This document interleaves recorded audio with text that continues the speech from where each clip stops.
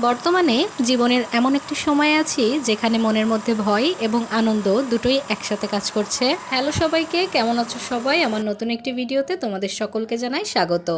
আগামীকাল আমার delivery date. আমার 9 মাসের গর্ভকালীন সময় সম্পন্ন হয়েছে। এখন যে কোনো সময় নতুন সদস্য আসতে চলেছে। যদিও আমি নর্মাল ডেলিভারির জন্য অপেক্ষা করছিলাম, কিন্তু আমার কোনো লেবার পেন নেই। আর কালকে আমার ডেলিভারি ডেট। আমার 9 মাসের গর্ভকালীন সময় যেহেতু সম্পূর্ণ হয়ে গেছে, তাই ডাক্তার হয়তো যে কোনো সিদ্ধান্তই নিতে পারে। পুরো 9টা মাস বিভিন্ন ধরনের সমস্যার মধ্যে দিয়ে পার হয়েছে ঠিকই, তবুও মনের মধ্যে সবসময় একটা আনন্দ ছিল যে আমার ছোট্ট সোনামণি খুব তাড়াতাড়ি আমার কাছে আসবে। সেই সময়টাতে আর বেশি দেরি নেই, হয়তো 2-1 দিনের মধ্যেই আমার ছোট্ট সোনামণি আমার কাছে চলে আসবে। কিন্তু এখন সময় শেষ হয়ে আসার সাথে সাথে মনের মধ্যে সেই আনন্দটার পাশাপাশি একটা কোথাও জানি ভয় জমা হয়েছে। এখন প্রতিটা দিন সকালে ঘুম থেকে উঠে মনে হয় আজকে কি জানি কি হয়ে যায়, আমার কোনো সমস্যা হয় কিনা, বা আমার বেবির কোনো সমস্যা হয় কিনা, সেফলি ডেলিভারিটা হবে কিনা, এসব নিয়ে একটা আলাদা রকমের চিন্তা কাজ করে মনের মধ্যে সব সময়। মনের কোণে একদিকে কাজ করছে নিজের জীবন নিয়ে সংশয়, আমার কি কোনো সমস্যা হবে কিনা, আমি সুস্থ থাকতে পারবো কিনা, আমার ছোট্ট সোনামণিকে আমার কাছে আমি সুস্থভাবে পাবো কিনা, এ নিয়ে যেমন ভয় কাজ করছে, ঠিক তেমনই অন্যদিকে ভীষণ আনন্দ কাজ করছে যে সন্তানকে 9 মাস চোখে না দেখেই ভালোবেসেছি, তাকে প্রথমবারের মতো চোখে দেখতে পারবো এই কথা চিন্তা করে। আজকের ভিডিওতে এই কথাগুলো তোমাদের সাথে শেয়ার করার সময় ভয়েস ওভার দিতে গিয়ে আমার যে কতটা কষ্ট হচ্ছিল, কথাগুলো কেমন জানি এলোমেলো হয়ে যাচ্ছিল, তা ভয়েস ওভারটা শুনেই নিশ্চয়ই তোমরা সবাই বুঝতে পারছো। আগামীকাল যেহেতু আমার ডেলিভারি ডেট, তো আগামীকালই আমরা যাচ্ছি হসপিটালে, ডক্টর দেখানো হবে এবং ডক্টর বেবির পজিশন দেখার পরে যা বলবে, আমাদেরকে যে পরামর্শটা দিবে আমরা সেটাই করব।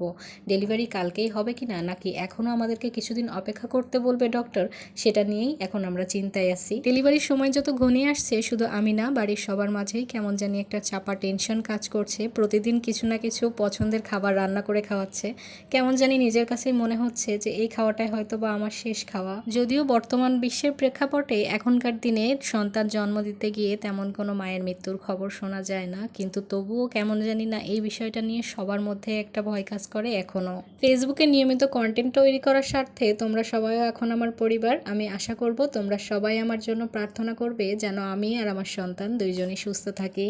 এছাড়াও গত কিছুদিন যাবৎ খুব নিয়মিত বৃষ্টি হচ্ছে। 1 সপ্তাহ ধরে সূর্য মামার কোনো দেখাই নেই, যার কারণে মনটা আরও বেশি খারাপ লাগছে। বৃষ্টি সবারই ভালো লাগে, তবে নিয়মিত একটানা বৃষ্টি হতে থাকলে কেমন জানি মন খারাপ লাগে। এই সব কিছু মিলিয়ে সময়টা কেমন ঘোরের মধ্যে দিয়ে কাটছে। সবাই আমাকে বলছে টেনশন না করতে, আমি টেনশন করলে বেবিরও সমস্যা হতে পারে, কিন্তু টেনশন করতে না বললেই কি টেনশন না করে থাকা যায়? তবুও আমি চেষ্টা করছি আমার যত টেনশনই হোক সেটা আমার পরিবারের মানুষের সামনে প্রকাশ না করার। আমি যদি অনেক বেশি টেনশন করে ভেঙে পড়ি, তাহলে আমার পরিবারের মানুষও দুর্বল হয়ে পড়বে। এই ফেসবুক পেজটা চালাই বলে অনেক মনের কথাই তোমাদের সাথে শেয়ার করতে পারি, তাই আজকে আমার মনের সব কথাগুলো বাড়ির লোকের সামনে প্রকাশ করতে না পারলেও ভিডিওর মাধ্যমে তোমাদের সাথে শেয়ার করলাম। মনের কথা কাউকে বলতে পারলে হালকা হওয়া যায়, এটা জানি, এবং এখানে কথাগুলো সব বলতে পেরে আমার নিজেরও অনেকটাই হালকা লাগছে। তোমরা এতক্ষণ যারা ভিডিওতে আমার সাথে ছিলে তাদের সকলকে জানাই অনেক অনেক ধন্যবাদ। আশা করব তোমরা সবাই আমার এবং আমার ছোট্ট সোনামণির জন্য প্রার্থনা করবে যেন আমরা দুইজনেই সুস্থ থাকি। ভালো লাগলে একটা লাইক করে দিও। আজকের ভিডিওটা এই পর্যন্তই, দেখা হবে আগামী কোনো ভিডিওতে। সবাই ততক্ষণ ভালো থাকবে।